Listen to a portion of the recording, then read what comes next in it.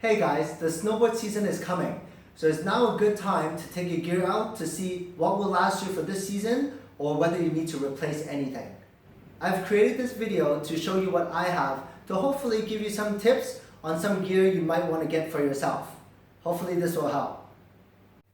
Okay guys, so we're going to go through the list of stuff to get ready for snowboarding. I'm going to start from the inside and go outside. So we're going to start with some base layers. This is a mammoth top, just base layer. I have one that's actually ski specific, and then I have some Lululemon long sleeve shirts. These work quite well too. I like them because you can have these gaiters, like these hand gaiters, and you can actually put your hand through like this, and it actually definitely won't let snow go into your sleeve, which helps a lot. Alright, so that's obviously the top. Then we have the bottom. So these are, so if you're in Asia, there's this company called Uniqlo, and there's this heat tech, super good. It's pretty cheap. I don't remember how much it was, maybe 15 bucks US or something like that, or 12 bucks US. You can get some base layer. It's very comfortable. It's premium cotton. This is my light base layer.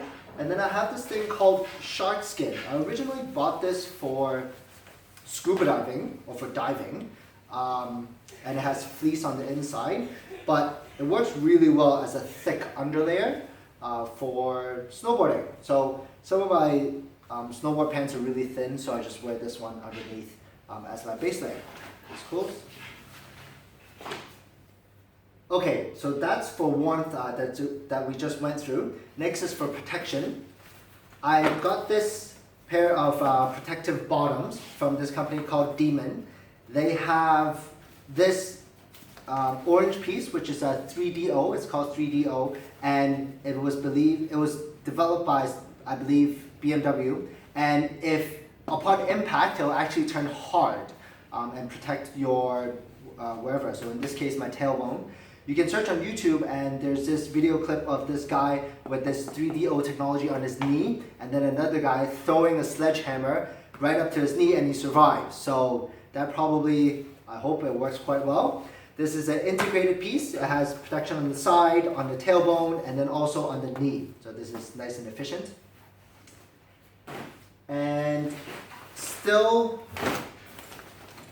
on the legs, lower half of the body, I have these overalls from DC.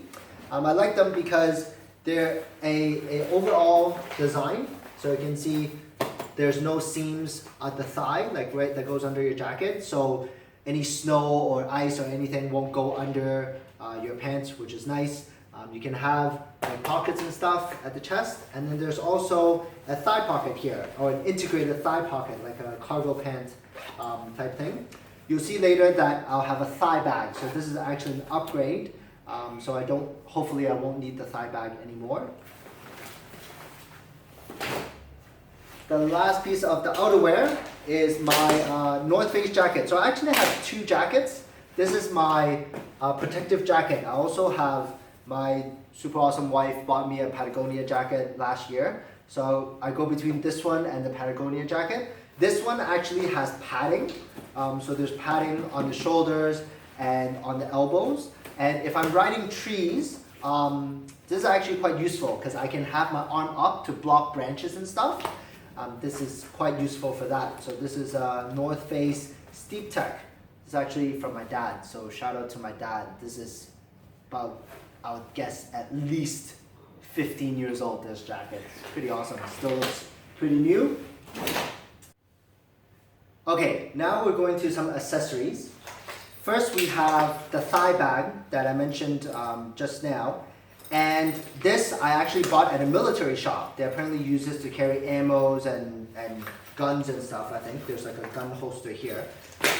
You put this on like this. This belt goes around your waist, and the bag goes on your thigh, and these attaches to your thigh. It's quite useful to carry videos and snacks or anything like that, or any big items that you cannot fit into your jacket. Took me quite a while to find this. This was not cheap, but quite useful at times, so you might consider getting something like this. And then we have some ski masks and stuff. I have quite a few of these. It depends on the condition, the ski or the climate, depending on which one I wear. This one is just cotton on the bottom and has fleece at the top. If most of the time I'll use this one, and what I've found is that the face has to be structured like this, as opposed to this is soft, which is not so good. So when I breathe into this, I find that this will get stuck onto my mouth and my nose, and I can't actually breathe. It literally suffocates me. But with like structured stuff, like this neoprene, it actually stays away from my mouth, which makes it way, way, way more comfortable to breathe. So I have a few. I'll put it in my bag, depending on the climate. I'll pull one out and use whatever is necessary for that day. Then we have gloves. Okay, these are the outer gloves that I use, and they actually came with inner gloves, but I actually bought another pair of inner gloves because of this touchscreen technology on the gloves, so I can use my phone and stuff for here. These are Burton. I like these. There are different kinds of gloves. These ones go over your sleeve. It's important to know which ones you like. And then I just cinch it up to prevent the snow from going in. There are other ones that go under your jacket, under the sleeve. So that's completely personal style on which one you get. With the hands, obviously, there's feet. So I highly suggest getting snowboard specific socks. These are the different brands. There's Patagonia, there's Burton, etc. These are super, super comfortable. You do not want to get thick socks for snowboarding, because what will happen is your sock will actually bunch up within your shoe, and then it'll actually like just take up space within your shoe. So contrary to what a lot of people say, you actually want to get like thin socks that still keep you warm. So there's a few pair of those. Then we go on to hardware accessories. We have first your goggles. To me, I think goggles are super, super important because I'm quite scared if I can't see on the mountain. So I actually take very, very good care of my goggles. If you get mid to high end goggles, they usually come with a spare lens, usually most likely a low light lens. So this is electric EG3, I believe these are. Sorry, no, these are EG2. EG3s don't fit my face. EG3 fit bigger. These are the smaller ones, EG2. This is obviously for like a sunny day. This is obviously for an overcast day. So these are awesome. Tip, do not touch the lens with your fingers, regardless of whether I don't touch it inside or outside. I don't touch it outside so it doesn't get scratched. I don't touch it inside because there's an anti-fog layer. What I do to change lenses, I'll use the bag that it came with to like hold the lens and to like pull it out and things like that. So hopefully that tip helped you guys.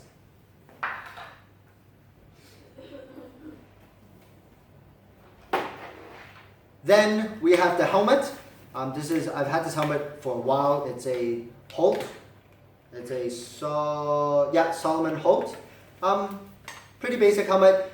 What I like with helmets, with my personal helmets, is I like to put audio within my earpiece. And this audio is super awesome. I'll have a link to this piece down below. It's called Outdoor Tech Chip. Outdoor Tech is the name of the company. Chip is the name of the product. And this has a button. You can't see it, but this has a button. So it's a play pause button. I listen to music and stuff on the chairlift. This is pretty useful because this goes into the earphone and you can press the button from the outside. With big gloves, you can still press the button. This is one of my favorite pieces of snowboard tech. I can like chill out on the chairlift and listen to music, and then when I go off, I can just press the button, the music will stop, and I'm off riding. Pretty awesome. Then we have the snowboard itself, or the stuff on the snowboard. These are bindings that I got in the off season. These are Flux DM bindings.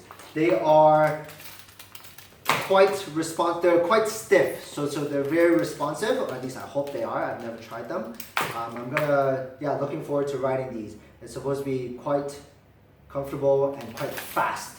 So these will go on my board for next season. Then we have my boots.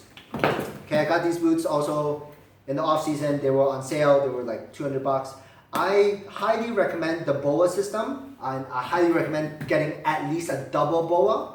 And the BOA is this clicky thing, and it'll tighten the laces on your boots without you having to pull. But I know a lot of people that are more advanced, they like the old lacing system because they say it's more customizable. Personally, I can't. I don't know how to, so I like the BOA system. So highly recommend the BOA system. Get at least a double BOA if you can. And then I carry like a little screwdriver, hardware tool, with little pieces just in case. You never know what will happen on top of the mountain. So good to be prepared with this.